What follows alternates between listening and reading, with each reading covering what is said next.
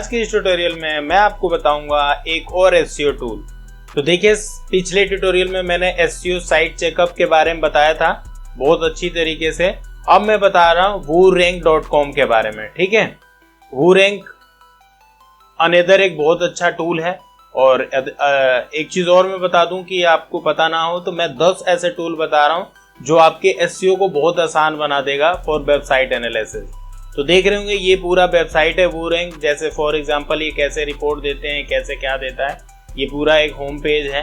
तो इसको आप देख लें एक बार। ठीक है, देन आपका टाइम ना वेस्ट करते हुए हम इसमें फाइंड आउट करते हैं अपना यूआरएल और देखते हैं WooRank क्या है, लाइक हमें स्कोर देता है। तो अगर आपने पिछला ट्यूटोरियल देखा होगा तो एसईओ का जो स्कोर आया था वो आया था 76 और अभी कितना स्कोर आ रहा है, अभी ये प्रोसेसिंग में है तो ये आ रहा है 60.4, मतलब ऑलमोस्ट 61 भी नहीं है, ये 60.4 ही है। ठीक है, तो देख रहे हैं कितने का फर्क पड़ गया। ये देखिए यहाँ पे इसने स्कोर दिया था जो ये दिया था और ये जो स्कोर दे रहा है वो दे रहा है कितना, इतना। तो WooRank पे कितनी साइट की स्कोर सेम साइट है। तो देख रहे हैं टूल जो होते हैं डिफरेंट है। अभी मैं टूल गलतियां भी करते हैं, सही चीज को भी गलत बता देते हैं। तो मेक श्योर कि आपको टूल से तो ऑडिट करना आना ही चाहिए। आपको 10 ऐसे टूल पता होना चाहिए कि आप इंटरव्यू में जाएं या कहीं जाएं तो इंटरव्यूअर पूछे तो आप कुछ एक्स्ट्रा बताएं। ठीक है, तो इससे अलग इफेक्ट पड़ता है। तो जैसे कि देख रहे हैं नॉर्मल जो साइट का टाइटल, डिस्क्रिप्शन, कीवर्ड है, H1 टैग पे आ जाएंगे आप। ठीक है, कीवर्ड्स क्लाउड पे आ जाएंगे आप। तो ये है, बाकी नॉर्मल ही है। बाकी देख रहे हैं एसईओ मोबाइल यूजेबिलिटी जो मैंने पिछले ट्यूटोरियल बताया था, पहले तो वही चलेगा। देख रहे होंगे अब यहाँ पे कीवर्ड कंसिस्टेंसी दिखा रहा है।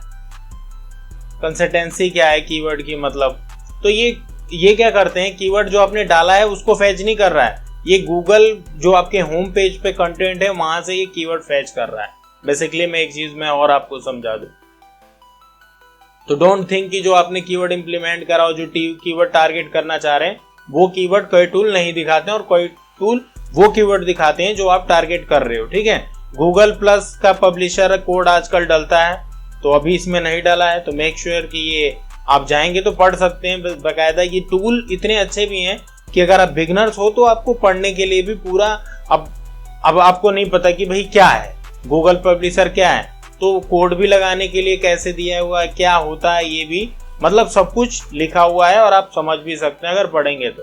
जैसे यहाँ पे देखिए लिखा हुआ है कि publisher tag allow you to Google to display the except the your brand Google play as opposed by only फलाना गाना। आप पढ़ लेना, टाइम ज्यादा हो जाएगा, ऐसे मैं पढ़ने लग गया। ब्रोकन लिंक्स, ठीक है, ब्रोकन लिंक्स आपको पता होता है क्या होता है। ब्रोकन लिंक्स अगर आपकी वेबसाइट का कोई पेज लाइक चल नहीं रहा है, 404 एरर आ रहा है, उसको as a broken links count करता है। ठीक है, ब्लॉग आपके होम पेज पे है कि नहीं है तो टिक मार्क है। अभी कई टूल में नहीं होता है। ठीक है, मोबाइल फ्रेंडली साइट है ये, बिल्कुल है जी। मोबाइल रेंडरिंग में दिक्कत है क्योंकि ग्रीन मार्क नहीं है। यानी मोबाइल फ्रेंडली तो है लेकिन मोबाइल रेंडरिंग में दिक्कत है। टच स्क्रीन, ठीक है, टच स्क्रीन रीडनेस ठीक है, मतलब लोग पढ़ सकते हैं। मोबाइल कैपेबिलिटी भी ठीक है, फ़ॉन्ट साइज भी ठीक है, मोबाइल भी पोर्ट भी ठीक है। मोबाइल स्पीड में थोड़ी सी दिक्कत आ रही है, आप देख सकते हैं क्या क्या दिक्कत आ रही है। ठीक है, मोबाइल यूआरएल यूजेबिलिटी भी ठीक है। फेब आइकन भी है इस साइट पे, अब इस पर क्लिक करेंगे तो फेब आइकन भी दिखता है। ठीक है, लोड टाइम क्या आ रहा है, लोड टाइम भी ठीक है, मतलब 0.66 सेकेंड आ रहा है, तो ठीक है, इस पे टिक मार्क भी आ रहा है। लैंग्वेज कौन सी सेलेक्ट करी है, डिफॉल्ट आपने डिक्लेयर्ड कर रखी है कि नहीं करी है, तो इंग्लिश है, ठीक है। ये भी स्ट्रक्चर डेटा मार्कअप, ये भी ठीक है।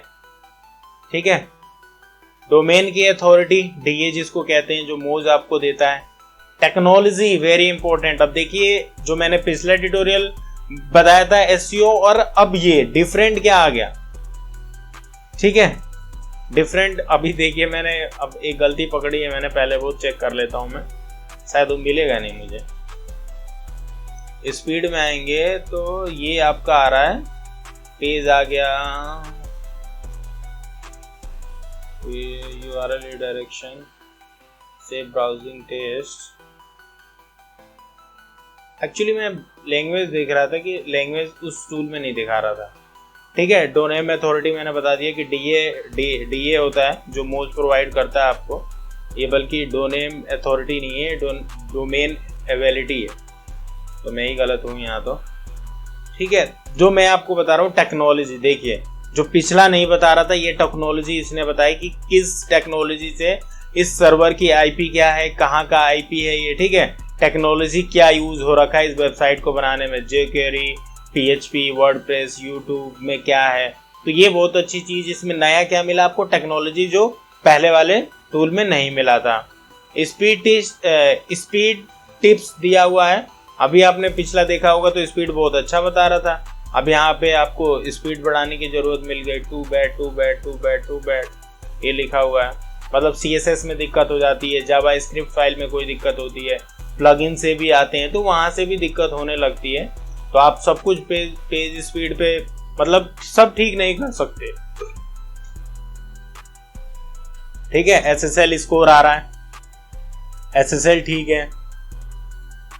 क्रॉल एरर्स ये अपनी साइट को वूरिंग प्रमोट करने के लिए अपने आप को प्रमोट कर रहा है। बैकलिंक स्कोर आ रहा है, फेयर है। बैकलिंक काउंटर जो दिखा रहा है 847 दिखा रहा है।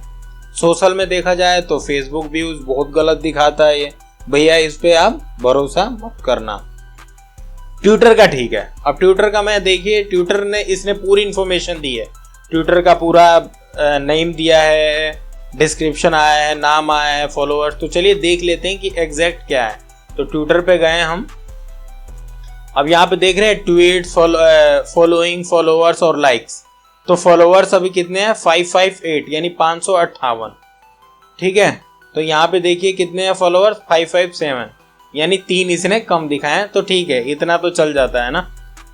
ट्वीट्स दिखाएं, ये भी मतलब ट्वीट्स तो 456 नहीं, ट्वीट्स ठीक है। तो ये ठीक है, मतलब इसका एक्यूरेट देखा जाए तो ट्विटर का ठीक है। फेसबुक इसने कैचअप नहीं कर पाया, गूगल प्लस भी नहीं कैच कर पाया ये। ठीक है, तो इसने जो सोशल मीडिया में जो सही कैचअप करा है वो है ट्विटर, बाकी सब गलत है।